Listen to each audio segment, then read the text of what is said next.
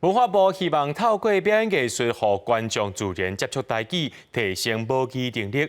今年头一届含56组表演剧场合作，到年底进前呢，会有200场以上的台语表演节目。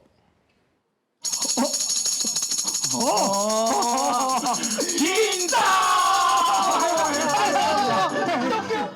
左红赤剧团甲武上拍好这出戏，改编做现代儿童的台语戏剧，佮加入动物的保育观念。左红赤的团长是讲，这出戏改做台语了后，真侪台语家庭含剧团拍走，望讲囡仔看戏也会当做伙讲台语。足侪观众吼，进前捌看过华语的版本，按着专工来看台语的，互囡仔会当来学台语。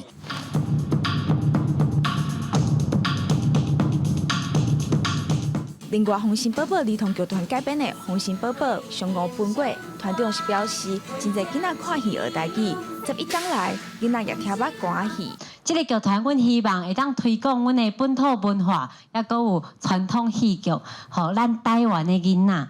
真正这11年来，已经有囡仔为看阮的戏，看到即马会当看歌戏啊。 文化部长是表示，即马一个国家的语言是发生严重的世代断层，有传承的危机。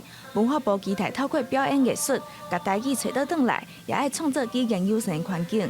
所以坦白讲，我即届台语主流化，我讲一个口号啦，我讲咱细汉啊，讲台语啊，挂狗牌啊，挂狗牌啊，吼。